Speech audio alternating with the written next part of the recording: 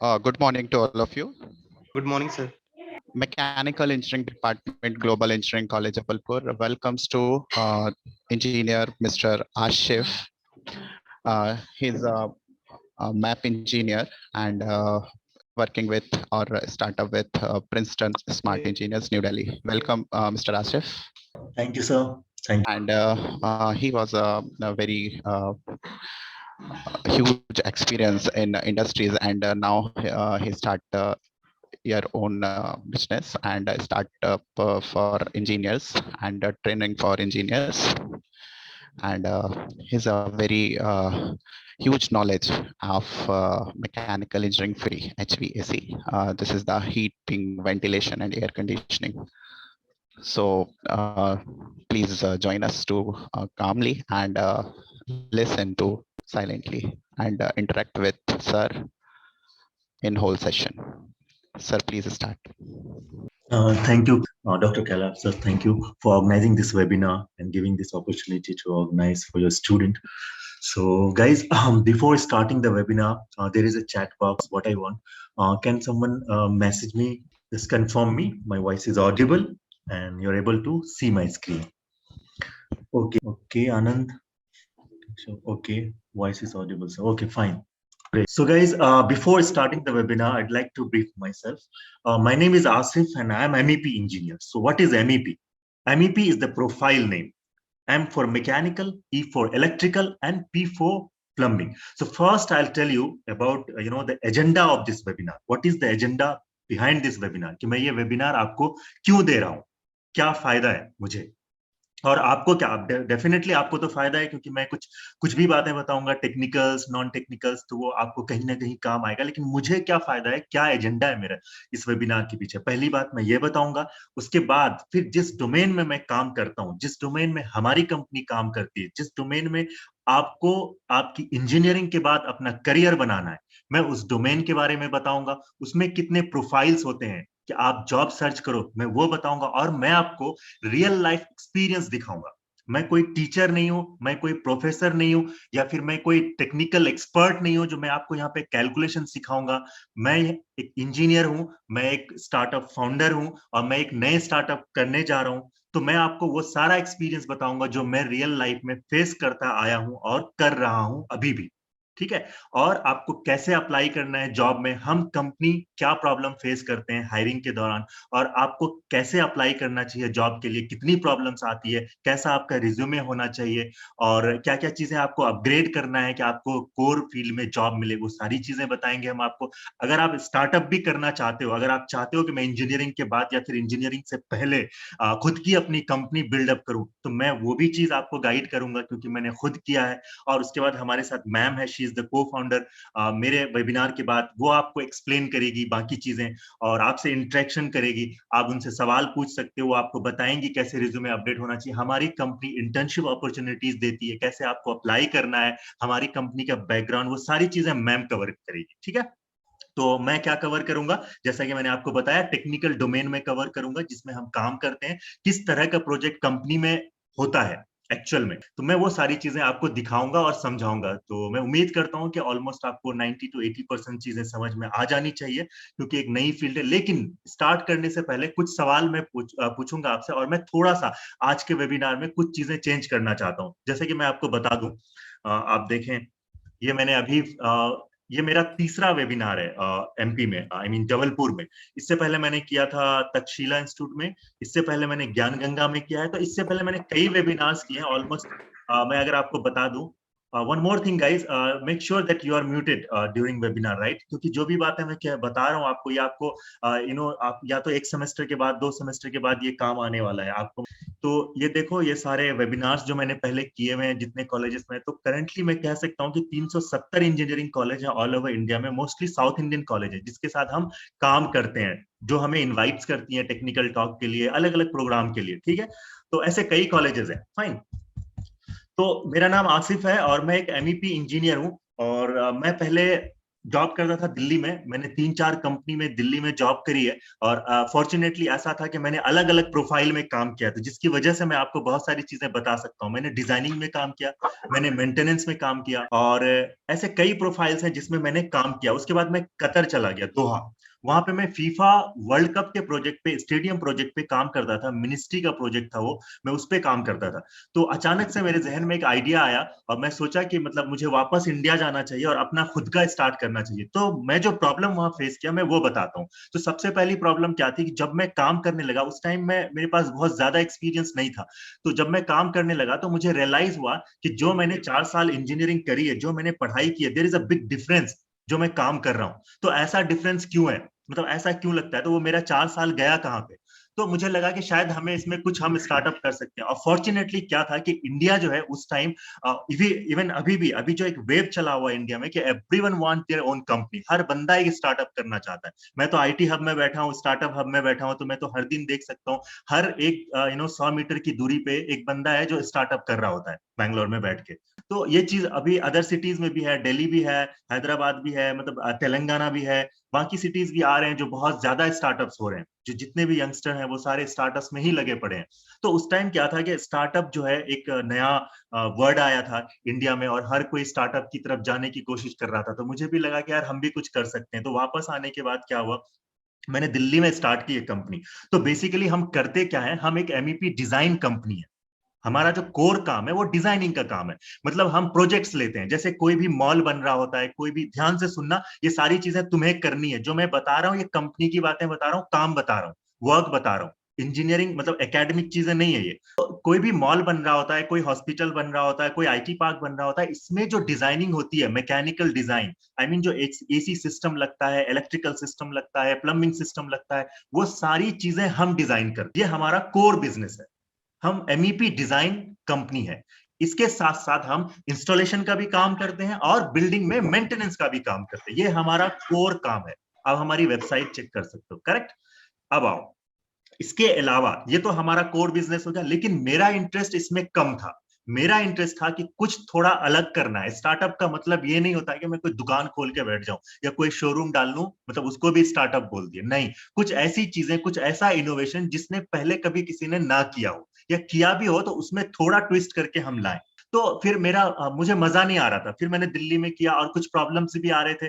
Payment के issues होते हैं, क्लाइंट का, द साइट पीपल, वो हमेशा तुमको टाइम पे नहीं करेंगे, बहुत इश्यूज रहते हैं। तो फिर मैं बैंगलोर की तरफ मूव किया। बैंगलोर आने के बाद क्या हुआ कि मैं आईएम जाना शुरू किया, क्योंकि मैं आईएम के बहुत करीब रहता हूँ, इंडियन इंस्टीट्यूट ऑफ मैनेजमेंट के। तो वहां जाना शुरू किया, मुझे कुछ चांसेस भी मिले कुछ कोर्सेज करने के। तो मैंने क्या देखा, वहां पे बहुत सारे फाउंडर्स आए। फॉर्चुनेटली क्या होता है ना, जब आप आईआईटी और आईएम के कैंपस में जाते हो, देखो मैं एक बात बता दूं, आईआईटी भी वही सिलेबस फॉलो करता है जो हम फॉलो करते हैं। बट डिफरेंस जो है ना, सबसे बड़ा डिफरेंस क्या है, वो ये है कि वहां कम्युनिटी, वहां के जो लोग होते हैं, जो फिल्टर किए हुए बंदे वहां पहुंचते हैं, जिनका सर्कल होता है, वो बहुत स्ट्रांग होता है। तो आईएम में जाने के बाद क्या हुआ, एक ऐसा लगा कि मुझे कोई अलग से मोटिवेट कर रहा है। वहां पे सारे फाउंडर्स मिलने लगे मुझे, जैसे ओला वाले आ गए, कभी अर्बन लेडर से मुलाकात हो गई, कभी सिंपली लर्न से मुलाकात हो गई, कभी वेदांतु के फाउंडर से, मतलब सारे स्टार्टअप्स फाउंडर से मतलब मिलते रहते थे हम इवेंट्स में। तो उन लोगों ने मुझे गाइड किया कि अगर आप कोई स्टार्टअप करना चाहते हो तो आपको सबसे पहले क्या करना चाहिए। वो मैं आपको सेम चीज बता रहा हूं जो मैं वहां सीख के आया हूं। सबसे पहले आपको ग्राउंड लेवल की प्रॉब्लम, ग्राउंड लेवल की रियलिटी, कस्टमर का पेन पॉइंट, ये चीजें समझना होगा। और अगर आपके पास सॉल्यूशन है उस पेन को दूर करने का, तो कस्टमर या सोसाइटी आपको आपकी चाहत से 100 गुना ज्यादा देगी। More than 100 times you will get. For example मैं आपको बता दूं, डेफिनेटली आप लोगों में से सबने सुना होगा कि बाइजू क्या काम करती है, ओला क्या काम करती है, उबर क्या काम करती है, डंजो क्या काम करती है। बहुत सारे स्टार्टअप हैं जिसके बारे में आप नहीं जानते होंगे। फ्लिपकार्ट क्या करती है, अमेजन क्या करती है, ये किस तरह का प्रॉब्लम सॉल्व करती है। और आप गूगल करो कितने सालों में इन्होंने कितना अचीव किया। तो इसी को कहते हैं स्टार्टअप। तो फिर उन्होंने बोला कि अगर तुम्हारा वाकई में इंटरेस्ट है एजुकेशन इंडस्ट्री में, और कैसे इस गैप को दूर करें कि इंडस्ट्री और एकेडमिक सिस्टम के बीच जो गैप है ये कम हो, और हमारे कोर स्टूडेंट जो मैकेनिकल, इलेक्ट्रिकल, सिविल के हैं, उनको कोर जॉब्स मिल सके, तो आप पहले इनके साथ काम करना शुरू करो, इनकी प्रॉब्लम को समझो। फिर मैं कॉलेज विजिट करना शुरू किया, मैंने सेमिनार देने शुरू किए। पहले मैंने अप्रोच किया कॉलेज को, आज कॉलेज मुझे अप्रोच करती है, क्योंकि हमने यहाँ पे एक फील्ड बना ली है अपनी पिछले 3-4 सालों में। तो हमने बैंगलोर से स्टार्ट किया। इनिशियली हमारे पास 10-15 कॉलेज थे, फिर 25 हुए, फिर 50 कॉलेज हुए बैंगलोर में। उसके बाद क्या हुआ कि कोविड आया। कोविड आने की वजह से क्या फायदा हुआ कि मैं वेबिनार के जरिए, ऑनलाइन कांटेक्ट के जरिए हम बहुत आसानी से रीचेबल हो गए सारे स्टेट में, तेलंगाना में, हैदराबाद में, उसके बाद आपका तमिलनाडु में, हर स्टेट में हम पहुंचने लगे। अब हम नॉर्थ इंडिया में पहुंच चुके हैं। आई मीन जैसे हम जबलपुर में कर रहे हैं, हमने दिल्ली में किया। तो इस तरीके से क्या हुआ, 370 इंजीनियरिंग कॉलेज के साथ हम जुड़े, हमने एमओयू साइन किया, हमने टेक्निकल टॉक्स दिए, हमने डोमेन के बारे में बताया, उनकी प्रॉब्लम को समझा, हमने इंटर्नशिप ऑर्गेनाइज किया। अब मैं आप बताऊं फिर क्या हुआ, 2018 में एआईसीटी अनाउंस की कि हर कॉलेज इंजीनियरिंग स्टूडेंट को इंटर्नशिप करना मैंडेटरी है। मुझे नहीं पता कि नॉर्थ इंडियन कॉलेजेस ने इसको कितना सीरियस लिया है, बट मैं यहाँ के बारे में बताऊं, यहाँ अगर आप इंटर्नशिप नहीं करते हो तो आपको आगे नहीं बढ़ाया जाएगा। अगर आप 6 सेमेस्टर में हो तो आप 7 सेमेस्टर में नहीं जा सकते हो, जब तक आप 1 महीने का 4 वीक का इंटर्नशिप नहीं करते हो किसी भी कंपनी में। तो हम लोगों ने सबसे पहला प्रपोजल कॉलेज से आया था, मुझे याद है, बैंगलोर इंस्टीट्यूट ऑफ टेक्नोलॉजी जो बैंगलोर में है, यहाँ पे ये टॉप 3 में आता है, टॉप कॉलेजेस है यहाँ का। तो इन्होंने अप्रोच किया कि why don't you guys start internship program in your company for our student, क्योंकि आप तो ऑलरेडी इंजीनियरिंग में काम कर रहे हो। तो हमारे पास एक आइडिया आया कि हाँ यार, इनकी हेल्प करते हैं हम, चलो। फिर हमने स्टार्ट किया, धीरे धीरे धीरे धीरे ये सिलसिला इतना चला कि हर कॉलेज को इसकी जरूरत हो गई। और साउथ इंडिया में ये लोग बहुत सीरियस ले रहे हैं इसको, क्योंकि इंटर्नशिप अभी तो ऐसा कर दिया इन्होंने कि 3 इंटर्नशिप करना है इसको, 3 इंटर्नशिप करना। और ये हमारी गवर्नमेंट का इनिशिएटिव, आप जाके देखोगे एआईसीटी के वेबसाइट पे तो हमारी गवर्नमेंट के फोटो लगे होंगे, हमारा पीएम का फोटो लगा होगा। इन्होंने ये इनिशिएट किया है कि स्टूडेंट्स को ज्यादा से ज्यादा इंटर्नशिप करना है, ताकि आपको जॉब मिलने में आसानी हो और कंपनी को भी आसानी हो कि उनको स्किल्ड बंदे मिलेंगे। समझ में आ गई बात? इस वजह से हमने इंटर्नशिप प्रोग्राम अपनी कंपनी में स्टार्ट किया। कॉलेज ने हमें ये आइडिया दिया था, हमने नहीं क्रिएट किया था, हमारा तो बिल्कुल अलग आइडिया था। फिर हमने इंटर्नशिप देना शुरू किया सारे कॉलेजेस को हमारे डोमेन में जिसमें हम काम करते हैं। ठीक है, हमारे पास डिजाइन इंजीनियर है, वो ट्रेन करते हैं। फाइन।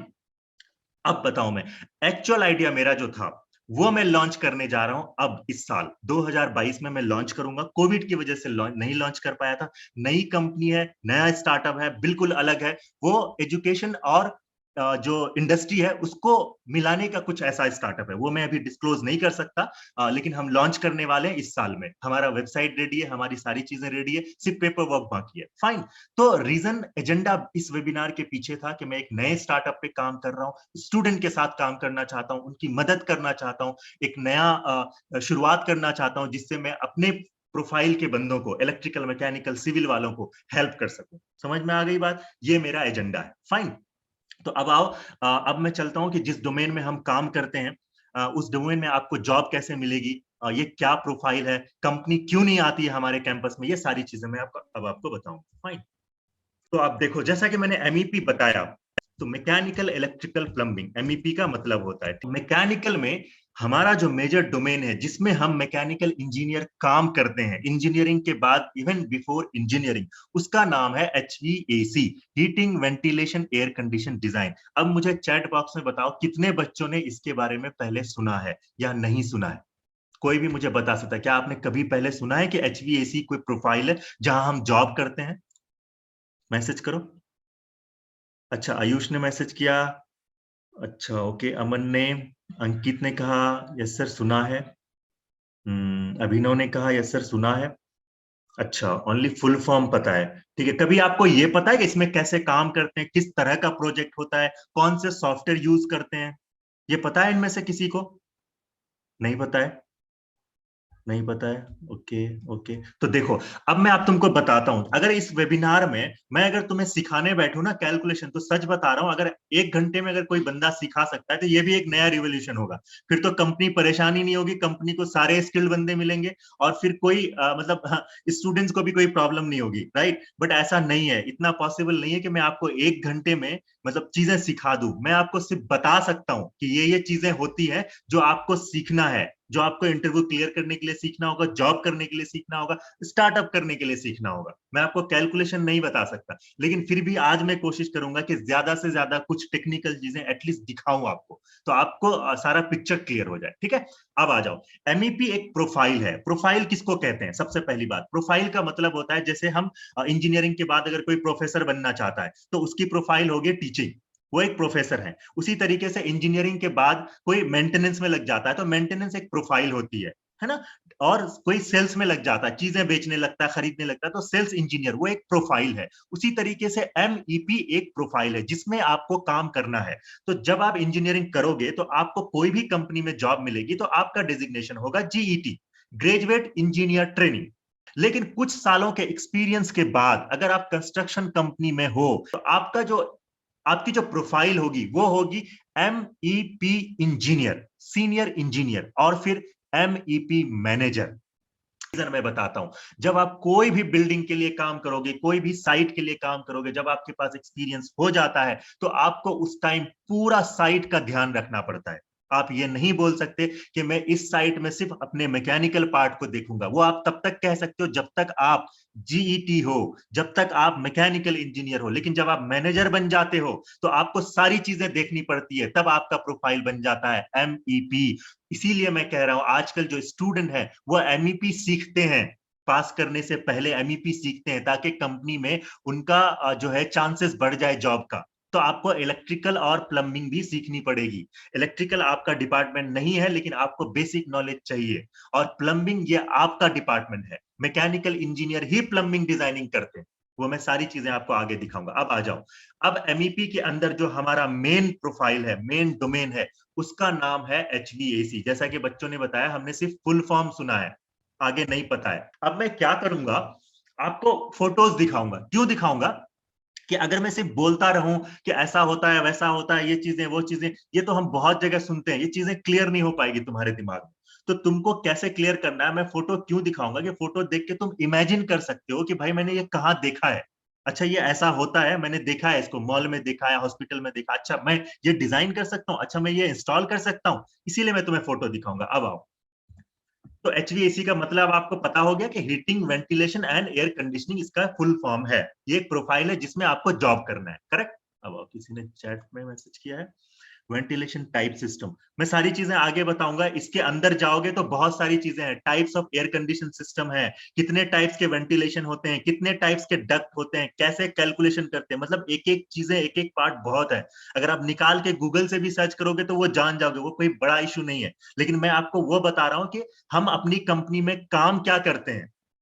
मेरा ये रियल लाइफ एक्सपीरियंस है। मैं जाके जब सेमिनार देता था ना, वेबिनार नहीं सेमिनार, फाइनल ईयर के बच्चों, इवन मुझसे अगर तुम खुद पूछोगे ना, अगर मैं पहले चले जाऊं कॉलेज टाइम में, तो मुझे खुद नहीं पता था कि मैं इंजीनियरिंग कर तो रहा हूं, काम क्या करूंगा। बस बीटेक कर रहा हूं, बी कर रहा हूं, पता था जॉब भी करूंगा आगे चल के, लेकिन क्या जॉब करूंगा कुछ पता ही नहीं था, काम क्या होगा कुछ मालूम ही नहीं है, क्योंकि हमें बताया ही नहीं गया कभी कि ये तुम्हारा काम होगा। हमारा मेन काम तो क्या है, बस एग्जाम पे टारगेट करना है, असाइनमेंट्स बनाने हैं, लैब में जाना है, लैब रिपोर्ट तैयार करना, हमारा तो ये गोल था। उसके बाद डिग्री लेनी है, फिर बाद में देखेंगे जो होगा। लेकिन हमें काम का पता ही नहीं होता। तो मैं आपको काम बता रहा हूं अभी, मैं आपको प्रोजेक्ट दिखाऊंगा कि मैं कौन सा प्रोजेक्ट करता हूं जो आपको करना है, ओरिजिनल जो एक्चुअल लाइफ है।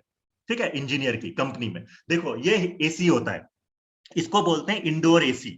इसका नाम होता है स्प्लिट यूनिट। याद रखना, ध्यान देना, तुमने देखा ही होगा, 101% सबने देखा होगा। मुझे नहीं लगता कोई बंदा बोलेगा सर मैंने ये देखा ही नहीं है। या तो तुम्हारे घर में लगा होगा या कॉलेज में लगा होगा, नहीं भी देखा है तो वेबिनार के बाद जाके ढूंढना, कॉलेज कैंपस में कहीं ना कहीं किसी न किसी कमरे में मिलेगा। इसको बोलते हैं स्प्लिट यूनिट इंडोर एसी। और ब्रांड नेम थोड़ा ब्लर है, हिटाची लिखा हुआ। मैं क्यों बता रहा हूँ ब्रांड नेम, मैं बाद में बताऊंगा कनेक्शन क्या है ब्रांड नेम में और एक डिजाइन इंजीनियर। करेक्ट, ये स्प्लिट यूनिट हो गया। अब आओ देखो, इसको बोलते हैं आउटडोर यूनिट। तुमने कहां देखा होगा मैं बताता हूं। तुम कभी भी जाना किसी बिल्डिंग के पीछे में देखना, तुम लटका हुआ होगा, कहीं डाल देते हैं पीछे बिल्डिंग में, वॉल पे, वॉल माउंटेड, कहीं पे रूफ टॉप होता है, मतलब छत के ऊपर डाल देते हैं। इसको बोलते हैं आउटडोर यूनिट। इसको हम क्या करते हैं, इसके साथ कनेक्ट करते हैं, तभी तुम्हारा एसी चलेगा। ठीक है, ये देखो, ये एक टेक्नीशियन ये इसको कनेक्ट कर रहा है, जोड़ रहा है ना। ये आउटडोर यूनिट इस तरीके से तुमको दिखेगा, तब तुम्हारा एसी चलेगा। तुम बस इमेजिन करो कहां कहां तुमने देखा, तुमको ये चीजें समझ में आएगी कि भाई मेरा क्या काम है रियल लाइफ में, सोसाइटी में, इस दुनिया में। ठीक है, अब आओ, ये हो गया विंडो एसी। ये भी देखा होगा तुमने, वोल्टास के आते हैं, सैमसंग के, बहुत सारी कंपनीज है मार्केट में जो बनाती है, इसको बोलते हैं विंडो एसी। अब आओ, ये देखो वीआरएफ सिस्टम, ये है चिल्ड वाटर सिस्टम, ये सारे एसी टाइप्स हैं। अब तुम छोटे से कमरे में एसी लगाना चाहते हो, विंडो एसी लगा दोगे, स्प्लिट यूनिट लगा दोगे। अब अगर तुम्हारे पास मॉल है, कोई बड़ा सा ऑडिटोरियम है, ठीक है, कोई बड़ा मतलब स्टेडियम है, मान लो कोई बहुत बड़ा आईटी पार्क बना रहे हो तुम, या कोई बड़ा सा हॉस्पिटल बना रहे हो तुम, तो वहां पे तुम ये सारे एसी नहीं लगा सकते, वहां तुम्हें सेंट्रलाइज एसी सिस्टम की जरूरत पड़ेगी। इस तरह के सिस्टम, ये जो तुम देख रहे हो ना, VRF system, chilled water system, ये सिस्टम लगाने पड़ेंगे, ये डिजाइन करना पड़ेगा, ये कैलकुलेशन करना पड़ेगा, तब पता चलता है कि कौन सा एसी चाहिए हमें इस प्रोजेक्ट के लिए। अब आओ, ये देखो, ये तुमने मॉल में देखा होगा, सोचो तुम कहां देखे हो, इमेजिन करो कि तुमने कहीं देखा है या नहीं देखा। अगर नहीं देखे हो तो जाओ, जाके विजिट करो कोई भी मॉल, कोई भी बड़े हॉस्पिटल में जाओ। इसको हम बोलते हैं centralize air condition system, centralize air condition system इसको हम बोलते हैं। अब मैं बताता हूं कैसे कैसे हम इसको डिजाइन करेंगे और कौन करेगा। तो हम मैकेनिकल इंजीनियर हमारी कंपनी में इसको डिजाइन करते हैं। कौन करता है? मैकेनिकल इंजीनियर डिजाइन करता है। कैसे डिजाइन करता है? डिजाइनिंग का मतलब ये नहीं प्रोडक्ट डिजाइन करता है कि ये कैसा दिखेगा, ये मतलब ये स्क्वायर में होगा, ये सर्कल बनेगा या ऐसा, ये डिजाइनिंग का काम हमारा नहीं है, ये किसी और का है। हमारा डिजाइनिंग क्या होता है, हम कैलकुलेशन करके साइजेस बताते हैं कि अगर कोई स्कूल की डिजाइनिंग हो रही है, अगर कोई हॉस्पिटल बना रहा है, तो इस हॉस्पिटल में एसी का साइज क्या होगा। एसी का साइज जो मेजर करते हैं वो टन में करते हैं। तुमने देखा होगा या नहीं देखा होगा तो गूगल कर लो, कहीं पे जाओ एसी की शॉप में जाके देखो कि एसी का जो वहां पे पीछे लिखा होगा कि ये 1.5 टन का एसी है, 2 टन का एसी है, टन्स ऑफ रेफ्रिजरेशन, ये कितने टन का एसी है। समझ में आया? किसी ने मैसेज किया वेंटिलेशन टाइप सिस्टम टीआर, या करेक्ट टीआर, तो वो टीआर होता है, ठीक है, वो लिखा होता है, तो वो तुम्हें कैलकुलेट करना है। तो हम क्या करते हैं, देखो हम क्या करते हैं, हमारे पास दो तरह के मेथड है इसको डिजाइन करने के। पहला मेथड होता है मैनुअल मेथड, तुम्हें पता है हर काम मैनुअली कर सकते हैं हम। और सेकंड होता है सॉफ्टवेयर मेथड। आजकल क्या हो गया, हर कंपनी सॉफ्टवेयर यूज करने लगी। क्यों यूज करने लगी है? क्योंकि हम कम टाइम में बड़े से बड़े प्रोजेक्ट को डिजाइन कर सकते हैं थोड़े टाइम में। सॉफ्टवेयर की वजह से क्या होगा, बहुत इजी होगा और एक्यूरेसी भी ज्यादा होगी। जैसे कैलकुलेटर हमें अच्छी कैलकुलेशन करके देता है, लेकिन तुम अगर खुद से करने बैठोगे हो सकता है गलती हो जाए। इसी तरीके से हर बड़ी कंपनी आजकल सॉफ्टवेयर यूज करने लगी है। तो मैनुअल मेथड में क्या होता है, E20 form, software are more accurate, correct. तो पहली चीज क्या है, E20 फॉर्म होता है जिसमें हम मैनुअली कैलकुलेट करते हैं, लेकिन ये भी एक तरह का सॉफ्टवेयर जैसा है। ये नॉर्मल नहीं है जो मतलब ऐसे कर लेंगे। मैं आपको वो दिखाता हूं कैसे कैलकुलेट करते हैं। मैं वही बोला ना, आज थोड़ा सा टेक्निकल जाऊंगा मैं। देखो E20 फॉर्म, ठीक है, जिसमें हम क्या करते हैं, हीट लोड कैलकुलेशन करते हैं। हीट लोड कैलकुलेशन जब हम करते हैं तो उसके बाद क्या होता है, हमें टीआर पता चलता है। देखो 1.05 टीआर लिखा है, मतलब कैलकुलेशन करने के बाद हमारी वैल्यू कितनी आई, 1.05, मतलब 1 टीआर का एसी हम इसमें सजेस्ट करेंगे इसकी कैलकुलेशन करने के बाद। ये मैं फिर से तुम्हें दिखाऊंगा, लेकिन आगे दिखाऊंगा। पहले मैं तुम्हें प्रोजेक्ट दिखाऊंगा कि कौन सा प्रोजेक्ट है जिसकी ये कैलकुलेशन। पहला एक मेथड हो गया E20 फॉर्म का, मैं सारी चीजें दिखाऊंगा। और दूसरा हो गया हमारा सॉफ्टवेयर मेथड। तो इसको डिजाइन करने के लिए जो सॉफ्टवेयर यूज होता है उसका नाम है हैप, HAP, पॉइंट याद रखना। हैप सॉफ्टवेयर होता है जिससे हम इस एसी सिस्टम को डिजाइन करते हैं। जो तुमने अभी देखा E20 फॉर्म, उसकी जरूरत नहीं पड़ेगी। हैप सॉफ्टवेयर में सीधे डेटा डालो, विद इन अ मिनट तुम कैलकुलेशन कर लोगे। तो दो मेथड हो गया, एक मैनुअल मेथड जिसमें E20 फॉर्म यूज होता है, सेकंड क्या हो गया, हैप सॉफ्टवेयर हो गया, जिससे कि हम एसी को डिजाइन करते हैं। चाहे वो प्रोजेक्ट कोई सा भी हो, इंडस्ट्रियल प्रोजेक्ट हो, कमर्शियल प्रोजेक्ट हो, रेजिडेंशियल प्रोजेक्ट हो, कोई भी प्रोजेक्ट हो, तो इस तरीके से हम एसी डिजाइन करते हैं। और कौन करता है, वो मैकेनिकल इंजीनियर करता है। अब आओ, अब देखो मैं तुम्हें एक चीज बताता हूं। तुम अभी फाइनल ईयर में हो या 6 सेमेस्टर में हो, जो भी सेमेस्टर में, हम हमेशा कंप्लेन करते हैं कंपनी नहीं आती है। सपोज करो मैं तुम्हारी कंपनी में आता हूं, मैं भी व्हाट्सएप चैट दिखाऊंगा कि कंपनी के डिमांड क्या है। मुझे पिछले 15 दिन में 3 कंपनी ने अप्रोच किया है। फॉर्चुनेटली ऐसा नहीं होता है, महीने में 1-2 कंपनी अप्रोच करती है मुझे। तुम हमारा फेसबुक पेज चेक कर सकते हो, हम हमेशा वहां पे जॉब अपडेट्स करते हैं ताकि कोई भी नीडी पर्सन को जॉब की मदद मिल जाए। क्यों? क्योंकि Naukri.com, टाइम्स जॉब, ये सब मैंने यूज किया हुआ है। इसमें बहुत आउटडेटेड जॉब्स होते हैं, भरे पड़े होते हैं फेक जॉब, और पता ही नहीं चलता कौन सा सही है कौन सा गलत है। वहां से बहुत रेयरली जॉब मिलती है, इसीलिए मैं सीधा यहाँ डालता हूँ। मैं खुद Naukri.com में एज HR मेरी प्रोफाइल बनी हुई है। मैं भी परेशान हो जाता हूँ हायरिंग में, और लोग भी परेशान हो जाते हैं। मतलब डिमांड करता हूँ मैकेनिकल इंजीनियर का तो अप्लाई सॉफ्टवेयर वाले कर रहे हैं, मांग सॉफ्टवेयर वालों की डिमांड है तो मैकेनिकल वाले अप्लाई कर रहे हैं। ऐसी प्रॉब्लम्स आती है naukri.com में। तो मैं क्या करता हूँ, सीधे फेसबुक पे हमारी टीममेट्स डाल देती है कोई भी रिक्वायरमेंट, तुम क्रॉस चेक कर सकते हो, लाइक कर सकते हो पेज, तो मैं वो दिखाऊंगा। तो अब इमेजिन करो मैं तुम्हारे कैंपस में आता हूँ, कैंपस में आके मैंने तुमसे कुछ पॉइंट्स पूछे। मैंने पूछा, do you know what is killer, do you know how HU work, what is the full form of HU, and how cooling tower work. मैं ये 3 सवाल पूछूंगा, 3-4 सवाल पूछूंगा। अगर तुम में से किसी ने भी जवाब दिया तो तुम्हारे चांसेस 100% बन जाएंगे कि मैं तुम्हें हायर करूं। अगर किसी ने भी जवाब नहीं दिया तो मेरे पास दूसरे चांस है कि मुझे अदर कॉलेज या फिर आउटसाइड में बंदे ऐसे मिल जाएंगे जिनको ये पता होगा। तो समझ गए प्रॉब्लम क्या है।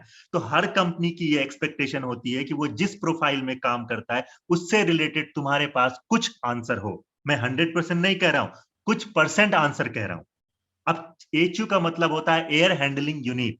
ये कहां लगता है, कैसे काम होता है, एटलीस्ट इतना भी बता दोगे तो मुझे लगेगा कि इस बंदे को पता है। चलो इसको उठाओ, 1 महीने ट्रेन करेंगे, फिर इससे काम लेंगे। समझ में आ गई बात। इसी वजह से कंपनी क्या होता है कि कैंपस आना नहीं चाहती है, कोर कंपनी, क्योंकि उनको बंदे मिल जाते हैं बाहर, ट्रेंड बंदे मिल जाते हैं जिनको इतनी नॉलेज होती है। अगर ये नॉलेज नहीं है इंडस्ट्री से रिलेटेड तो तुम्हें प्रॉब्लम फेस करनी पड़ेगी, जैसा कि हर कोई फेस करता है जॉब के लिए, भटकना पड़ेगा। मैं बता रहा हूं, ये रियलिटी है, ग्राउंड लेवल रियलिटी है। तो क्या करना चाहिए कि हमें क्यों इंटर्नशिप गवर्नमेंट ने मैंडेटरी किया और साउथ इंडियन ने क्यों इसको सीरियस लिया, इसी वजह से कि हमें इंडस्ट्री के बारे में पता चले और हमें जॉब मिलने में आसानी हो, कंपनी को भी आसानी हो। समझ में आ गई कि बात कि कैंपस में क्यों नहीं आती है कंपनी। और दूसरी प्रॉब्लम मैं बताता हूं जो हम लोग फेस कर रहे हैं। अगर मैं हायर भी कर लूं तुमको, मैं तुमको ट्रेन करूंगा, 1 महीने नहीं 2 महीने ट्रेन करूंगा मैं तुमको। अब तुम फ्री में तो करोगे नहीं, ज्वाइन करोगे तो तुम्हारी एक्सपेक्टेशन रहेगी कि भाई मेरी जॉब लग गई, मुझे सैलरी चाहिए, भले वो 15,000 ही क्यों ना मिले महीने का, लेकिन तुम्हें चाहिए। तो मैं तुम्हें 15,000 दे रहा हूं, डन। 15 30,000 पे किया तुमने, 2 महीने मेरी कंपनी में काम किया, तुमने सीखा, मैंने तुम्हें पूरा एचवीएसी सिखाया, डिजाइनिंग सिखाई, ड्राफ्टिंग सिखाया, सारी चीजें सिखा दी। उसके बाद कहीं तुमने अप्लाई किया या फिर कहीं से तुम्हें कॉल आती है दूसरी जॉब की जहां तुम्हें कोई 40,000 सैलरी दे रहा है, डेफिनेटली तुम भागोगे। जब तुम चले जाओगे, जो मैंने 2 महीने तुमको सिखाए, 30,000 पे किया, तो वो मेरा लॉस हुआ। तो ये कंपनी लॉस बियर नहीं करना चाहती, इसी वजह से कंपनी फ्रेशर को नहीं हायर करना चाहती। बताऊं, ये सच्चाई है। खुद पूछो अपने सीनियर से, लोगों से पूछो कितनी प्रॉब्लम फेस करनी पड़ती है, क्यों नहीं हायर करते हैं फ्रेशर को। ऐसा लगता है कि हमने कोई मतलब क्राइम कर दिया अगर हम फ्रेशर हैं, क्यों ऐसा लगता है। इसके पीछे यही रीजन है, हमारा डेडिकेशन, हमारा, हम जो कमेंट करते हैं, हम जो कमिटमेंट देते हैं कि सर मैं इस कंपनी में जॉब करूंगा, चाहे मुझे कोई और भी सैलरी ऑफर करे, मैं मिनिमम 1 ईयर काम करूंगा, हम उसको तोड़ देते हैं। और हमारे पास नॉलेज नहीं होती। अगर तुम्हारे पास पहले से नॉलेज हो तो डेफिनेटली हर कंपनी तुम्हारे पास आएगी, क्योंकि आज भी इंजीनियरिंग का बहुत डिमांड है। ये दुनिया सरवाइव ही नहीं कर सकती बिना इंजीनियर के, लेकिन सिर्फ स्किल्ड बंदे की, सिर्फ स्किल्ड बंदे की। इंजीनियर सिर्फ इंजीनियर नहीं चाहिए, स्किल्ड बंदे चाहिए हमें, नॉलेज वाले बंदे चाहिए। मैं खुद ढूंढता हूं, मुझे परेशानी होती, मुझे अभी भी बंदे चाहिए, मुझे मिल नहीं रहे। मेरे पास इतना टाइम नहीं है कि मैं सिखाऊं और ट्रेन करूं, क्योंकि ट्रेंड बंदे हैं मार्केट में, बस थोड़ी सैलरी नेगोशिएशन करनी पड़ती है। समझ में आ गई बात, ये सारी प्रॉब्लम है। तो हमें क्या करना होगा, हमें चीजें सीखनी पड़ेगी। अब आगे, अब देखो, अब तुमने एसी देख लिया, मॉल में लगे होते हैं, घरों में लगे होते हैं। अब तुमने देखा होगा, मॉल में ही देखा होगा, ग्राउंड पे, कहीं पे तुम पार्किंग एरिया में देख सकते हो, इस तरह के डक्ट लगे होते हैं। इसको हम लोग बोलते हैं एसी डक्ट। क्या बोलते हैं, एसी डक्ट बोलते हैं। और इसको कौन डिजाइन करता है, हम डिजाइन करते हैं। हम मतलब मैकेनिकल इंजीनियर डिजाइन करते हैं। और जब इसको इंस्टॉलेशन भी करते हैं, कोई मॉल कंस्ट्रक्ट हो रहा है, वहां पे इसको हम करते नहीं अपने हाथों से, करता तो टेक्नीशियन है, सुपरवाइजर है, लेबर है। हम गाइड करते हैं ड्राइंग देख के। तो साइट इंजीनियर का काम कौन करता है, मैकेनिकल इंजीनियर करता है। अगर इसको बेचना हो, किसी कंपनी में तुम्हारी जॉब लग गया, वो कंपनी डक्ट मैन्युफैक्चर कर रही है, तो इसको कौन बेचेगा, कौन बेचेगा बताओ। नॉर्मल से कोई बीए पास कोर्स बेच सकता है, नहीं, मैकेनिकल इंजीनियर ही बेचेगा। तो वहां पे भी जॉब होती है सेल्स एंड मार्केटिंग की। अगर इसको खरीदना है, मैं कंस्ट्रक्शन कंपनी हूं, मुझे प्रोजेक्ट मिला है कि 4-5 मॉल बनाने हैं बैंगलोर में, मुझे ये सारे डक्ट खरीदने होंगे, तो मैं किसको भेजूंगा, अपने मैकेनिकल इंजीनियर को भेजूंगा खरीदने के लिए। वो भी एक प्रोफाइल है, कौन काम करेगा, मैकेनिकल इंजीनियर काम करेगा। समझ में आ गई बात। इस तरीके से हम मैकेनिकल इंजीनियर अलग अलग प्रोफाइल में काम करते हैं। तो इसको हम लोग एसी डक्ट बोलते हैं। इसके लिए हम सॉफ्टवेयर यूज करते हैं, इसकी डिजाइनिंग के लिए। उसका नाम है डक्ट साइजर सॉफ्टवेयर। याद रखना सारे सॉफ्टवेयर के नाम। डक्ट साइजर सॉफ्टवेयर की मदद से हम इसको डिजाइन करते हैं। इसका नाम एसी डक्ट, और ये बहुत अलग अलग तरीके के होते हैं। देखो, कभी भी कोशिश करो, जब भी फ्री टाइम हो, जाओ किसी मॉल के ऊपर, टेरेस पे जाओ, टॉप फ्लोर पे जाओ, जाके रियल लाइफ में देखो, ऐसे डक्ट मिलेंगे तुमको, इस तरह के बहुत अलग अलग तरीके के डक्ट होते हैं। इन सबको तुम डिजाइन करते हो डक्ट साइजर सॉफ्टवेयर से। बहुत छोटा सा सॉफ्टवेयर है, बहुत इजी है। आउटडोर डक्ट होता है, इंडोर डक्ट होता है, थर्मल बेस्ड डक्ट होता है, बहुत अलग अलग तरीके के होते हैं।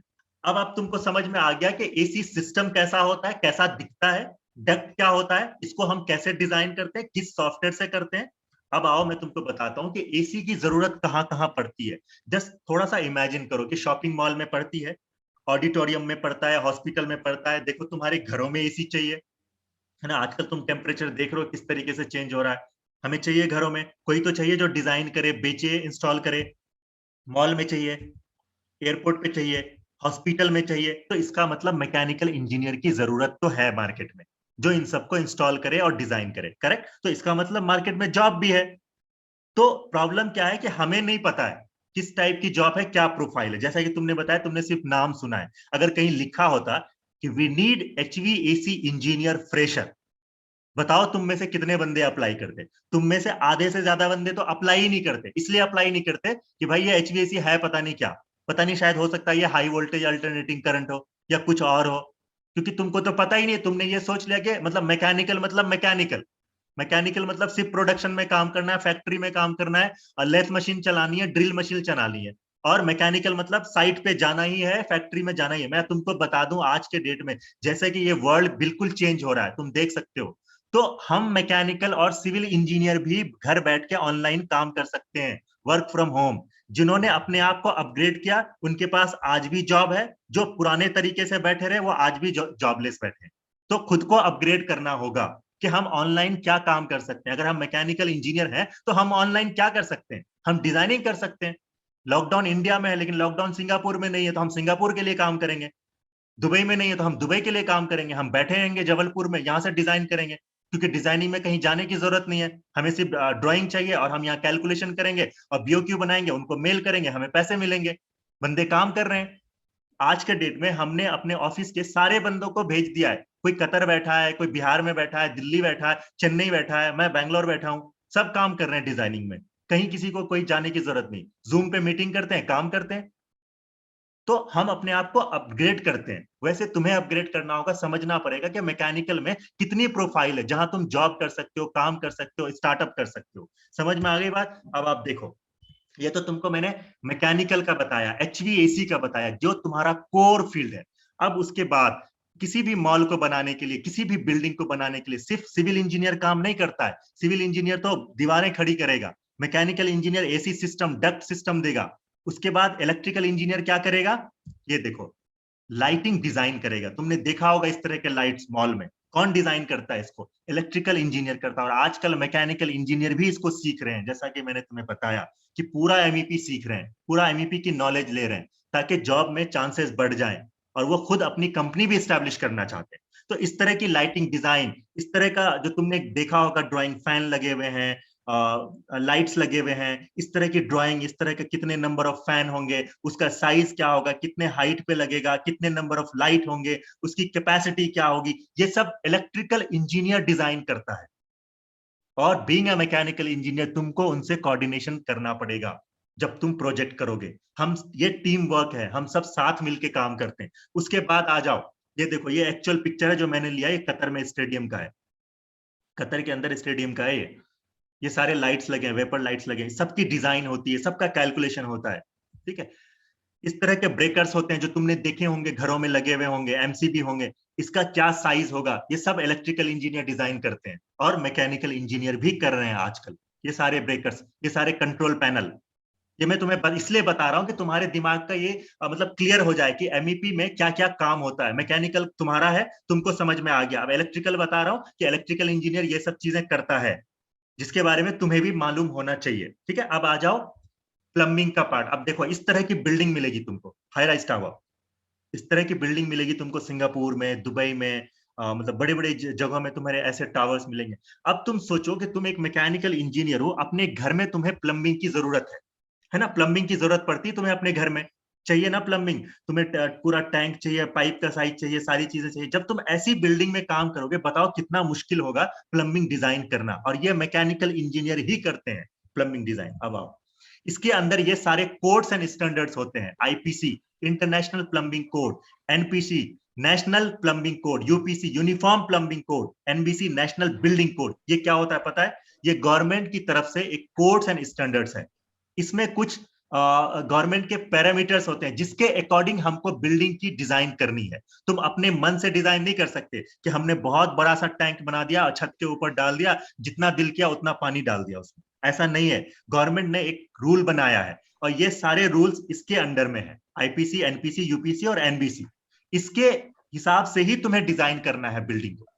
और क्या डिजाइन करना है देखो, अब तुम इमेजिन करो कि इतने बड़े टावर को तुम डिजाइन कर रहे हो, प्रोजेक्ट कर रहे हो, तो तुमको क्या क्या चीजें चाहिए। तुम्हें सबसे पहले ऊपर टैंक चाहिए, ओवरहेड टैंक, अंडरग्राउंड टैंक चाहिए, पाइप चाहिए, पंप चाहिए, तभी तो तुम पानी वहां तक लेके जाओगे।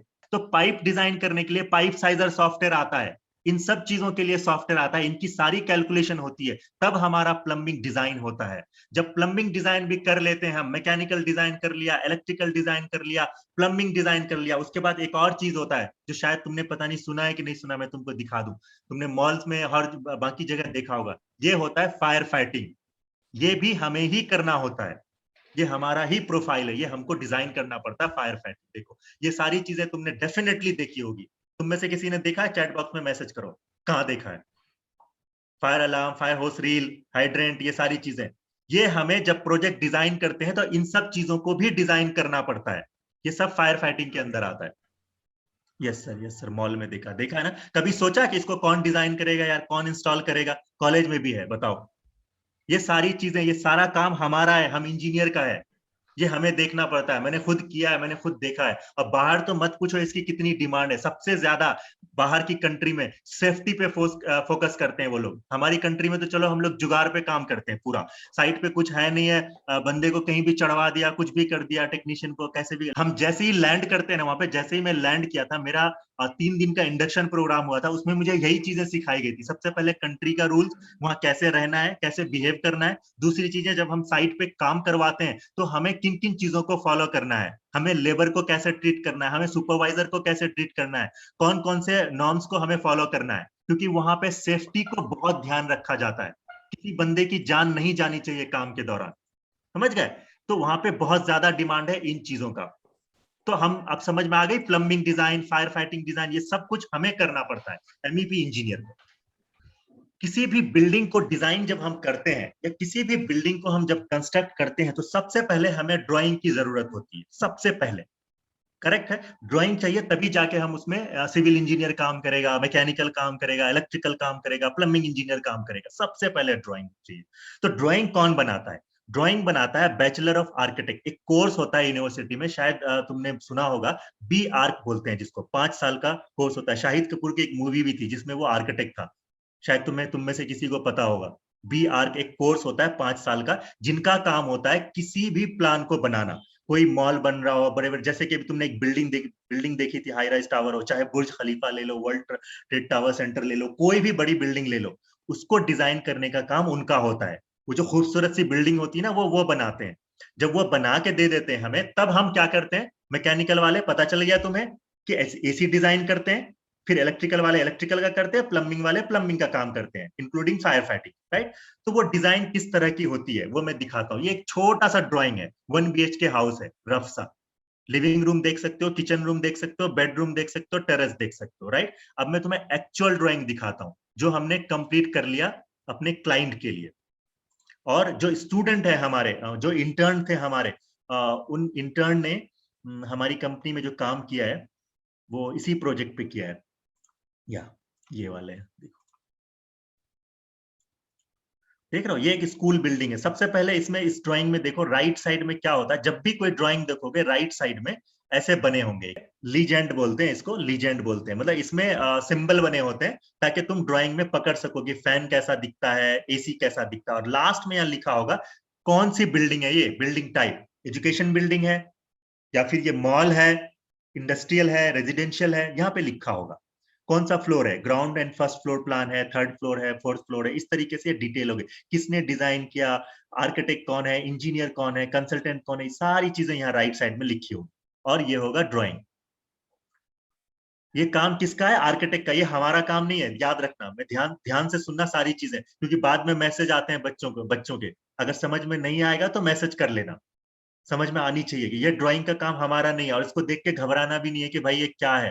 ये सिंपल सा ड्राइंग है, इसमें क्या लिखा हुआ है ये देखो, ये क्लासरूम लिखा हुआ है, चैट बॉक्स में मैसेज करो, पढ़ सकते हो तुम ये क्लासरूम, G03 लिखा है, G04 लिखा है, ये क्लासरूम है, G20 क्लासरूम है, G19, इसका मतलब क्या होता है पता है, जी का मतलब होता है ground. Yes sir, very good very good, चलो अच्छी बात है, समझ रहे हो, क्योंकि ताकि मैसेज आते हैं बाद में। जी का मतलब होता है ग्राउंड, ये G03 मतलब तीसरा कमरा है, ये स्क्वायर फीट में ये इसका साइज लिखा हुआ है 35x19। इसी तरीके से तुम देख लो सारे क्लासरूम एक जैसे दिख रहे हैं। उसके बाद तुम आ जाओ इधर, ये देखो एक ऑफिस बना हुआ, हो सकता है प्रिंसिपल सर का ऑफिस हो, है ना, ये सारे स्कूल के क्लासरूम है, इधर टॉयलेट है, उसके बाद ये देखो स्टेयर है, फिर इधर आ जाओ, फिर यहाँ पे देखो ऑफिस है, फिर ये क्लासरूम है। अब बताओ ये ड्राइंग तो मुझे दे दी आर्किटेक्ट ने, और क्लाइंट ने बोला कि सर ऑटो कैड का ड्राइंग है, वेरी गुड, ऑटो कैड का ड्राइंग है, ये काम किसका है, आर्किटेक्ट का, उसने बना दिया, ये स्कूल खूबसूरत सा बना दिया, इतनी बड़ी सी स्कूल बना के उसने मुझे दे दिया। अब हम क्या करेंगे बताओ, अब तुम मैकेनिकल इंजीनियर हो, बताओ क्या करोगे। अब क्लाइंट को क्या चाहिए, ये घर जो है, ये स्कूल जो है फुल्ली एयर कंडीशन चाहिए, एकदम मॉल जैसा। अब तुम क्या करोगे पता है, तुम इसमें एसी डिजाइन करोगे। तुमने देखा एसी, एसी तुम देख चुके हो, डक्ट भी तुम देख चुके हो। अब तुमको डिजाइन करना है कि किस किस साइज का एसी लगेगा, क्या साइज का डक्ट लगेगा, वो सारी कैलकुलेशन करनी है तुमको। जब कैलकुलेशन कर लोगे, डिजाइनिंग कर लोगे, तब तुम क्या बनाओगे, बीओक्यू। बीओक्यू क्या होता है पता है, बिल ऑफ क्वांटिटी, याद रखना ये इंजीनियरिंग टर्म है। बिल ऑफ क्वांटिटी वो क्या होता है, एक एक्सेल फाइल होता है और कुछ नहीं। उस एक्सेल फाइल में हम पूरा डिस्क्रिप्शन डालते हैं, वो मैं दिखाऊंगा तुमको। उसके प्राइस लिखते हैं, क्वांटिटी लिखते हैं, उसके बारे में लिखते हैं, सारी चीजें लिखते हैं, तब जाके हम क्लाइंट को सबमिट करते हैं या कंस्ट्रक्शन कंपनी को सबमिट करते हैं। और कंस्ट्रक्शन कंपनी उसके हिसाब, what studied in industrial engineering, correct, फिर उसके हिसाब से कंस्ट्रक्शन कंपनी इसको बनाती है। ये होता है हीट लोड कैलकुलेशन। इसके बेस पे तुम्हें पता चलेगा कि हमें उसमें कौन कौन सा एसी और कितने टीआर का चाहिए। देखो प्रोजेक्ट का नाम देख सकते हो तुम, स्कूल बिल्डिंग लिखा है यहाँ, चैट बॉक्स में मैसेज करो, देख सकते हो स्कूल बिल्डिंग है लिखा हुआ यहाँ। और देखो एरिया क्या है, ये ऑफिस है G16, जैसे कि मैंने तुम्हें बताया था ग्राउंड फ्लोर का रूम था G03 G04, उसी तरीके से है ये G16। अब तुम देख लो इसका रूम का साइज देख लो, 20x17, total square feet area कितना है, 340 स्क्वायर फीट एरिया है। अब तुम देखो यहाँ कितनी चीजें हैं, एल्टीट्यूड है, डेली रेंज है, कंडीशन है, डीबी, डब्ल्यूबी, आरएच, ये सारी चीजें, ये सब कुछ सीखना पड़ेगा। ये रीडिंग कैसे समझते हैं, कैसे डालते हैं, ये डीबी क्या होता है, डब्ल्यूबी क्या होता है, आरएच क्या होता है, ये तुम्हें सीखना पड़ेगा। ये 1 घंटे का काम नहीं है। इसी को बोलते हैं इंटर्नशिप और ट्रेनिंग, और इसी को बोलते हैं कि कंपनी में काम करना। ये स्कूल बिल्डिंग प्रोजेक्ट, ये ऑफिस देख लिया, एरिया देख लिया। अब तुम नीचे आ जाओ, अब देखो यहाँ पे क्या होता है, जब तुम डिजाइन करोगे कोई भी घर को, तुम अपने कमरे को भी डिजाइन कर सकते हो, वापस हॉस्टल में रहते हो हॉस्टल को कर लो इसको, और घर जाते हो तो घर में जाके कर लो डिजाइन। एग्जैक्टली पता चलेगा तुमको कितने टन का एसी चाहिए। अगर घर वाले कहते हैं, पापा कहते हैं, रिलेटिव्स कहते हैं कि जाओ तुम एसी खरीद के लाओ मार्केट से, तो तुम रफली नहीं बोल सकते पापा 1.5 टन का ले आओ, 2 टन का ले आओ, 3 टन का ले आओ। तुम कैलकुलेट करके बता सकते हो पापा एग्जैक्टली 1.5 टन का एसी चाहिए, क्योंकि तुम मैकेनिकल इंजीनियर हो। यही तुम्हारी वैल्यू है सोसाइटी में, अपनी वैल्यू क्रिएट करो। अब देखो ये सारे सोलार गेन, ये तुम्हें कैलकुलेट करने हैं, नॉर्थ ईस्ट वेस्ट साउथ घरों के ये डायरेक्शन होते हैं। स्क्वायर फीट एरिया लिखो, उसके सोलार गेन लिखो, सोलार फैक्टर लिखो, 0.778 ये फैक्टर होता है, कितना सोलार से जो गेन हो रही है एनर्जी, जो उसका टेम्परेचर है वो कितना आ रहा है, TR depend on size of room, ठीक है। ये सारी चीजें यहाँ मेंशन करो। ये सारा देखो सब में फॉर्मूला लगा, ऊपर देखो आएगा, अभी मैं बताता हूँ, देखो ये कैलकुलेशन देख रहे हो यहाँ फॉर्मूला, ये वाला देखो, यहाँ पे देखो, ये है ना फॉर्मूला, ये फॉर्मूला लगा हुआ सब में, तुम जैसे डेटा डालोगे ये चेंज होगा। उसी तरीके से ट्रांसमिशन गेन है, ट्रांसमिशन गेन अदर है, इन्फिल्ट्रेशन ये है, फिर उसके बाद इंटरनल हीट है, टोटल रूम सेंसिबल हीट है, सारे फैक्टर्स यहाँ डालने हैं। जब सारे फैक्टर्स तुम डालोगे, ये तुम्हें कंपनी की तरफ से बना हुआ मिलेगा। हर कंपनी में जहां भी जाओगे वहां तुमको ये फाइल देंगे, वो रेडी किया हुआ, तुमको सिर्फ डेटा डालना है और इसकी वैल्यू निकालनी, समझ गए। लेकिन आजकल जितनी भी बड़ी कंपनी वो सब सॉफ्टवेयर यूज करती है, लेकिन हमें ये मालूम होना चाहिए, कभी सॉफ्टवेयर हैंग कर गया नहीं चल रहा है, कुछ प्रॉब्लम आ गई तो क्या करोगे, प्रोजेक्ट रोक दोगे? नहीं, तो मैनुअली कैलकुलेशन करना पड़ेगा। देख रहे हो, जब सारा डेटा डालोगे तो यहाँ पता चलेगा टीआर।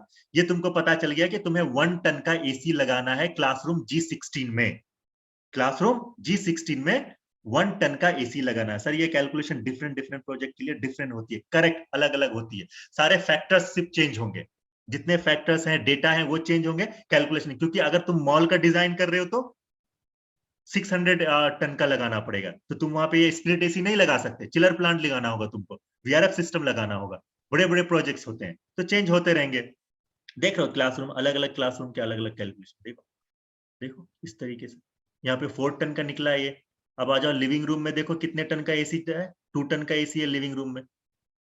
इस तरीके से ये डिजाइन होता है। अब देखो इसके बाद मैं तुम्हें दिखाता हूँ, जब ये कैलकुलेशन कर लोगे, मैं सॉफ्टवेयर भी दिखाऊंगा तुमको, सॉफ्टवेयर दिखाता हूँ, आ जाओ। ये मतलब हम लोगों ने क्या किया है, सॉफ्टवेयर का वो लिया है, मतलब ताकि बच्चों को आसानी हो जब वो सॉफ्टवेयर करते हैं ना। तो हैव सॉफ्टवेयर है, कैसे स्टार्ट करना है ये हमने बनाया है, मतलब कंप्यूटर में कैसे इंस्टॉल करना है। फिर उसके बाद जाके इस तरीके से आएगा, फिर इसको ओके करोगे, फिर प्रोजेक्ट निकालोगे, कौन सा प्रोजेक्ट डिजाइन कर रहे हो, स्कूल है, हॉस्पिटल है, मॉल है, तुम्हारा कॉलेज बिल्डिंग है, वो सेलेक्ट करोगे। फिर उसके बाद सारे सैंपल डालोगे। देखो इस तरीके से प्रोजेक्ट का नाम लिखोगे, यहाँ पे है ना H1007 लिखा है इन्होंने, यहाँ पे तुम स्कूल बिल्डिंग लिख देना या तुम कॉलेज लिख देना। मुझे यस यस बोलते ना जो समझ में, सर डक्ट एसी में स्क्रॉल कंप्रेसर यूज होता है। अभी मैं आगे बताता हूँ ये। देखो प्रोजेक्ट, यहाँ पे ध्यान देना जो मैं दिखा रहा हूँ, वरना ये निकल जाएगा फिर बाद में चीजें समझ नहीं आएगी। प्रोजेक्ट नेम है, यहाँ पे project name, save project as, ठीक है। इस तरीके से डालने के बाद इंटर वेदर डाटा, मतलब वहां का मौसम कैसा, अच्छा किस स्टेट के लिए डिजाइन कर रहे हो, किस कंट्री के लिए डिजाइन कर रहे हो, वो सारे डेटा होने चाहिए, वो सब मिलेगा तुमको। अब देखो ये मिडिल ईस्ट के लिए डिजाइन हो रहा है, इजिप्ट के लिए डिजाइन हो रहा है, ठीक है। वहां का देखो लैटिट्यूड आ गया, जो मैंने तुमने देखा था E20 फॉर्म में, देख रहे हो ये सारे डेटा आ गए यहाँ पे। ये सारे डेटा सेलेक्ट हो जाएंगे। होने के बाद देखो select middle east region, middle east region select कर लिया तुमने यहाँ पे। देख रहे हो, चैट बॉक्स में यस बोलो अगर दिखाई दे रहा, समझ में आ रही चीजें तो। चैट बॉक्स में मुझे चाहिए आंसर। यस सर, ठीक है। ये मैं सिर्फ तुम्हें आइडिया दे रहा हूं कि सॉफ्टवेयर कैसा दिखेगा। तुमने E20 फॉर्म देख लिया मैनुअली, अब देखो सेम चीज तुम्हें दिख रहा है, सारे डेटा दिख रहे हैं, कितना इजी है इसमें। देखो इजिप्ट लोकेशन सेलेक्ट कर लिए, करने के बाद देखो, देखो ये सेम है, सारा कुछ है, टाइम जोन वगैरह वो सब ऑटोमेटिक आ जाएगा इसमें। अब ओके बटन, मतलब पूरा इसको डिजाइन ऐसे किया हमने कि सॉफ्टवेयर इंस्टॉल करने के सारे प्रोसीजर बताएं, ताकि आसानी से इंस्टॉल करके काम कर सको। नेमिंग द स्पेस सारा आगे बताया गया, देख रहे हो।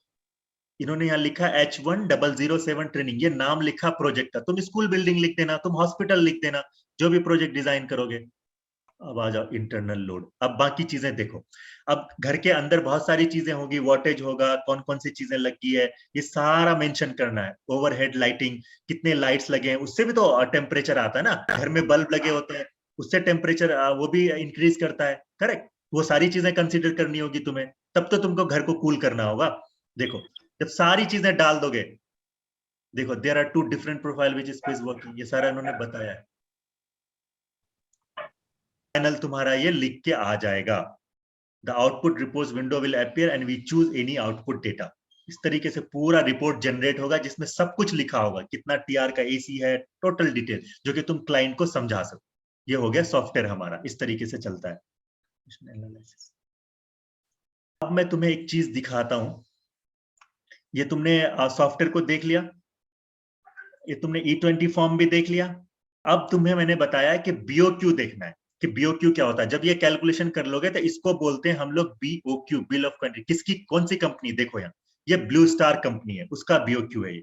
क्या लिखा होता है, डिस्क्रिप्शन, डिस्क्रिप्शन में ये सारी चीजें लिखी होगी। अच्छा मैं तुमको हकीकत बताता हूँ, कंपनी में ये डिस्क्रिप्शन लिखे हुए BOQ मिल भी जाते हैं, बस हमें कॉपी पेस्ट करना होता है। कि थोड़ी बहुत चेंजेस चाहिए, जो प्रोजेक्ट तुम कर रहे हो वो डालना होगा। जैसे इंडोर यूनिट है ना, 1 TR का इंडोर है, कौन सा वॉल माउंटेड है, 1.7 TR का है, ये सारा चीज डालोगे। अब तुम यहाँ देखो, यूनिट है, क्वांटिटी है, सप्लाई रेट है, इंस्टॉलेशन रेट है, सप्लाई अमाउंट है, इंस्टॉलेशन अमाउंट है, ये सारा डिटेल यहाँ डलेगा। और तुमको ये प्राइस, अमाउंट, ये चीजें जो है ना, तुम्हें तुम्हें सारा डेटा मिलेगा, तुम्हें सारा डेटा मिलेगा। ये डालने के बाद तब फाइनल पता चलेगा कि इसको हमें, मतलब जो इंस्टॉलेशन करने में, इस पे काम करने में टोटल कॉस्ट कितना आएगा, ये देखो 16,27,000 का खर्चा आएगा। जो ये प्रोजेक्ट का बीओक्यू है, इसका खर्चा टोटल 16,27,000 है आफ्टर सर्विस टैक्स। ये इंस्टॉलेशन का, तुम एक डिजाइन इंजीनियर हो तो तुम ये बता सकते हो कि उस मॉल में एसी लगाने का टोटल खर्चा कितना आएगा, ये तुम कैलकुलेट कर सकते हो। ये सारा डेटा तुम्हें मिलेगा जब प्रोजेक्ट पे काम करोगे। ये चीजें समझ में आ गई, बीओक्यू कैसे बनता है और क्या होता है। और ये हैप सॉफ्टवेयर भी देख लिया तुमने, E20 फॉर्म भी देख लिया तुम्हें। ये प्रोजेक्ट वर्कफ्लो है जो हम लोग कंपनी में काम करते हैं। क्लाइंट होता है सबसे पहले, तुम में से कोई भी क्लाइंट हो सकता है। क्लाइंट का काम होता है आर्किटेक्ट से कांटेक्ट किया, उसको बोला कि मैं मॉल बना रहा हूँ। आर्किटेक्ट क्या करेगा, समझ में आ गया, ड्राइंग बना के देगा। जब वो ड्राइंग मिल जाएगी फिर आर्किटेक्ट क्या करेगा, डिजाइनिंग कंसल्टेंट को देगा। कौन है कंसल्टेंट, हम है कंसल्टेंट। डिजाइनिंग कंसल्टेंट में क्या होगा, हम एचवीएसी डिजाइन करेंगे, इलेक्ट्रिकल डिजाइन करेंगे और प्लम्बिंग फायर फाइटिंग डिजाइन करेंगे। एचवीएसी का तुमको समझ में आ गया, तुम मैकेनिकल इंजीनियर हो, तुमको एचवीएसी डिजाइन करना है। जब पूरी डिजाइनिंग हो गई, पूरा डिजाइन कर लिए, हम लोग आपस में मिल गए, मैकेनिकल इलेक्ट्रिकल प्लम्बिंग इंजीनियर आपस में मिलके पूरी की पूरी ड्राइंग दे दिए किसको, कंस्ट्रक्शन कंपनी को या फिर कॉन्ट्रैक्टर को। आई मीन एलएनटी को दे दो, डीएलएफ वालों को दे दो। वो लोग क्या करेगी, मॉल को कंस्ट्रक्ट करना शुरू कर देगी तुम्हारे डिजाइन के हिसाब से। देखो ये ना, ये तुम्हारा डिजाइन किया हुआ है, वो लोग काम करेंगे। अब तुम देख लो यहाँ पे मैन्युफैक्चरर लिखा हुआ, मैंने तुम्हें ब्रांड नेम बताया था। अब देखो कनेक्शन क्या है इस मैन्युफैक्चरर का और डिजाइनिंग कंसल्टेंट का, मैं बताता हूँ। अगर तुम डिजाइन इंजीनियर हो, एचवीएसी डिजाइन इंजीनियर हो, तो तुम्हारे पास ये अथॉरिटी, ये पावर है कि तुम सेलेक्ट कर सकते हो ब्रांड नेम। हिटाची चाहिए, सैमसंग चाहिए, वोल्टास चाहिए, ब्लू स्टार चाहिए, कौन से ब्रांड का एसी लगाना है उस मॉल में, ये तुम बीओक्यू में मेंशन कर सकते हो। ये तुम्हारे पास अथॉरिटी है। तो क्या करती है, जितनी भी कंपनी है मैन्युफैक्चरिंग कंपनी, वोल्टास सैमसंग से लेके छोटी छोटी कंपनी, सारी कंपनी अपने सेल्स इंजीनियर को कैटलॉग लेके तुम्हारे पास भेजेगी कि सर प्लीज मेरा ब्रांड डाल दो, सर मेरा ब्रांड डाल दो। अब तुम्हें मैं रियल लाइफ की चीजें बताऊं, ये देखो मेरे पास मेल आए हुए हैं। इसी वजह से हमारे पास जॉब्स होते हैं जो हम बच्चों के हेल्प कर सकते हैं, क्योंकि उनको पता है कि हम कॉलेज में काम करते हैं। ये देखो, इसमें से मैं तुमको दिखाता हूं, ये मेरा ईमेल है, शायद तुम्हें दिख रहा होगा। देखो ये कंपनी है, ठीक है, इन्होंने मुझे मेल किया है। इस तरीके से मेल आएंगे, इसमें ये कैटलॉग भेजेगा, सारा डिजाइन होगा। समझ में आ गई बात। इस तरीके से सब लोग रिक्वेस्ट करते हैं, मेल करते हैं, मिलना चाहते हैं, ऑफिस विजिट करते हैं अपने प्रोडक्ट का बेचने के लिए, अपने प्रोडक्ट को रिकमेंड कराने के लिए। तो बीइंग अ डिजाइन इंजीनियर तुम्हारे पास ये अथॉरिटी, ये पावर है कि तुम सेलेक्ट कर सकते हो किसी भी ब्रांड को, नेगोशिएट कर सकते हो, डिस्कस कर सकते हो उससे। ये कनेक्शन है between design engineer and manufacturing company. तो अब तुम्हें समझ में आ गया हम प्रोजेक्ट कैसे डिजाइन करते हैं, हमारा कितने कॉन्टैक्ट्स होता है मैन्युफैक्चरिंग कंपनी से, कंस्ट्रक्शन कंपनी से, और हमारा जॉब रोल क्या होता है being a mechanical engineer. HVAC system design करना है, पूरा एसी सिस्टम और डक्ट सिस्टम को डिजाइन करना है। अब मैं तुम्हें दिखाता हूं, जब ये डिजाइन करेंगे, हम एसी सिस्टम को डिजाइन करेंगे, बीओक्यू बनाएंगे, सारा चीज सबमिट कर देंगे, तो अब तुम्हें समझ में आ गया डिजाइनिंग का काम। अब जो ये एचवीएसी है, इसमें कुछ प्रोफाइल्स होते हैं।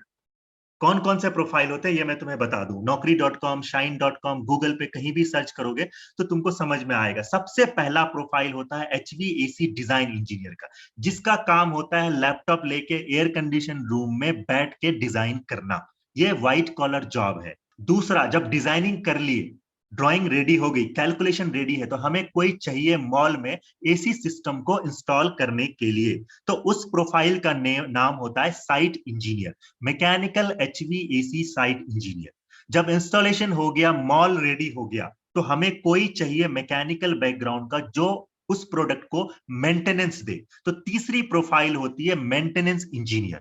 उसी तरीके से चौथी प्रोफाइल होती है सेल्स एंड मार्केटिंग इंजीनियर। जैसा कि मैंने पहले भी बताया, हमें कोई मैकेनिकल इंजीनियर चाहिए जो डक्ट को, एसी सिस्टम को, वीआरएफ सिस्टम को बेचे, कंपनी को सेल करे, तो उस प्रोफाइल का नाम होता है सेल्स एंड मार्केटिंग इंजीनियर। बहुत ज्यादा जॉब है इसमें, अगर आपको मिलती है जॉब तो प्लीज ज्वाइन करो।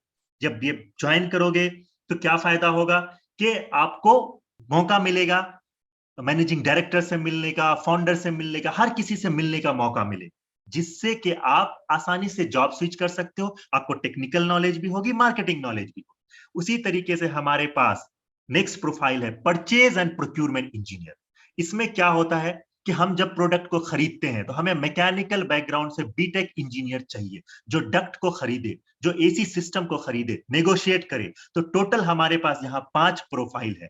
According to your personality you can choose the profile. अगर तुम्हें डिजाइनिंग पसंद है, व्हाइट कॉलर जॉब पसंद है, एसी रूम में बैठना पसंद है, तो तुम डिजाइनिंग प्रोफाइल लो। अगर तुम्हें 5 साल में अपनी कंस्ट्रक्शन कंपनी स्टैब्लिश करनी है, मैकेनिकल कंस्ट्रक्शन कंपनी, तो साइट इंजीनियरिंग की प्रोफाइल लो। उसी तरीके से तुम अपने हिसाब से चूज कर सकते हो प्रोफाइल, ताकि तुम कंपनी में खुश रहो, तुम्हारी ग्रोथ हो और कंपनी की भी ग्रोथ हो, बाद में तुम्हें रिग्रेट ना करना पड़े। मैंने ऐसे बहुत प्रोफाइल देखे हैं जो बाद में पछताते हैं 1 साल 2 साल के बाद कि मुझे मैं एंजॉय नहीं कर रहा हूं, मैं प्रोफाइल स्विच करना चाहता हूं, क्योंकि ज्वाइन करते वक्त उनको पता नहीं था कि यहाँ क्या काम होगा। ये सारे प्रोफाइल है। आई होप कि आपको समझ में आ गया होगा। अब मैं आपको एक चीज दिखाता हूँ। मुझे उम्मीद है कि आपको प्रोफाइल समझ में आ गया होगा। और ये सारे रियल पिक्चर है मेरे लिए हुए कतर के, दोहा के। ये देखो, ये मेंटेनेंस का काम होता है। ये सारे टेक्नीशियन हैं, केरला के हैं, ये काम कर रहे हैं। ये चिलर लगा हुआ है, चिलर प्लांट का ये मेंटेनेंस कर रहे हैं। ये एक्चुअल पिक्चर है। तो मुझे उम्मीद करता हूं मैं कि आपको एचवीएसी सिस्टम प्रोफाइल समझ में आ गया। प्रोजेक्ट भी आपने देख लिया कैसी ऑटोकैड में होती है। School building, college building, mall, airport, कोई भी तरह का प्रोजेक्ट ले लो, कितने प्रोफाइल्स होते हैं जिसमें आपको अप्लाई करना है जॉब के लिए। हैव सॉफ्टवेयर होता है, डक्ट साइजर सॉफ्टवेयर होता है, बीओक्यू बनाना होता है, ये सारा काम होता है। सब दिखाता हूँ। जिसमें अभी मेरे पास रिक्वायरमेंट आई थी, जिसमें 1-2 स्टूडेंट का सिलेक्शन हुआ है। क्यों हुआ है ये मैं अभी बताता हूँ। उसके बाद मैं मैम को हैंड ओवर करता हूँ। यहाँ पे ये 3 लोग हैं। ये सर ने मुझे अप्रोच किया था। ये बैंगलोर की कंपनी है। ये इनिशियल सैलरी 25,000 देने के लिए तैयार हुए थे। देखो, hi as discuss we are looking for design and estimation engineer, fire protection. देखो इन्होंने क्या डाला है, required diploma ITI in mechanical engineer with 2 to 4 years experience. इन्होंने बोला डिप्लोमा आईटीआई चाहिए 2 से 4 साल, लेकिन अगर बीटेक है तो फ्रेशर चलेगा। देखो second point, preference will be given to candidate from fire protection, HVAC, electrical and MEP background. इन्होंने कंपनी प्रोफाइल भेजी, इन्होंने डिटेल भेजा, मैंने इनको बंदे भेजने शुरू किए और इन्होंने लिखा कि we are looking for Bangalore and Goa office, both for Goa region, if any students from Belagavi, Mangalore are preferred. इन्होंने मांगा था। ठीक है, मैंने पहला प्रोफाइल भेजा जिसका नाम राशिद है। ये एमईपी इंजीनियर है, इसको पूरी एमईपी की नॉलेज है। ये पहला प्रोफाइल है। दूसरा मैंने भेजा नितेश का, तीसरा मैंने भेजा दिनेश कुमार का, चौथा मैंने भेजा प्रज्वल का। इसमें से तुम देखते जाओ। फिर मैंने भेजा एक और प्रोफाइल। अब देखो इनका जवाब। इन्होंने इंटरव्यूज लिए। इंटरव्यू लेने के बाद लास्ट में क्या लिखा, hi we have shortlisted and taking him as a trainee, thanks for advising. किसको लिया? इस बंदे को लिया। कौन है ये? प्रज्वल है। अब मैं इसका तुम्हें दिखाता हूं कि इसको क्यों सेलेक्ट किया उन्होंने।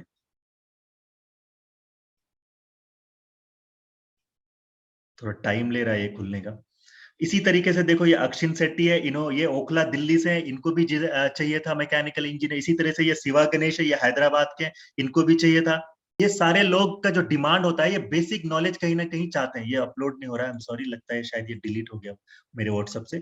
मैं दिखाता, मैं भेजूंगा आपको, जब इसका भेजूंगा रिज्यूमे, आप देखना इन्होंने क्या किया। आप चाहो तो इनसे बात भी कर सकते हो, आपको आइडिया मिलेगा। ये सिर्फ एक इंटर्न है, बिल्कुल फ्रेशर है, लेकिन इन्होंने इनको सेलेक्ट किया और ये 3 महीने के बाद इनकी सैलरी 25,000 देंगे। अभी शायद इनको 15,000 पे कर रहे हैं।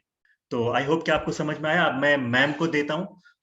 मैम जो है थोड़ा सा आपको चीजें बताएगी और मैं बता देता हूँ, कहीं भी ज्वाइन करो। देखो ये एम्प्लॉयमेंट वेरिफिकेशन, इस तरीके के मेल आते हैं हमारे पास। जो हमारे स्टूडेंट इंटर्न थे उनका सिलेक्शन हो गया कंपनी में, Don Bosco Institute of Technology. ये देख रहे हो डीबी, इन्होंने हमारे यहाँ इंटर्नशिप किया था, इनको जॉब मिल गई। तो कंपनी वाले थर्ड पार्टी वेरिफिकेशन करते हैं। ये गुड़गांव की कंपनी है, सर्वदा Kumar, Princeton smart engineers, MEP design consultant. देखो ये हमसे मांगते हैं कि फीडबैक, कि बंदा सही में इंटर्नशिप किया था, नहीं किया था, कैसा था, ये सारी डिटेल्स हमसे मांगते हैं। इन्होंने सर्टिफिकेट भी डाला है। देखो, सर्टिफिकेट ऑफ इंटर्नशिप, डीबीआईटी।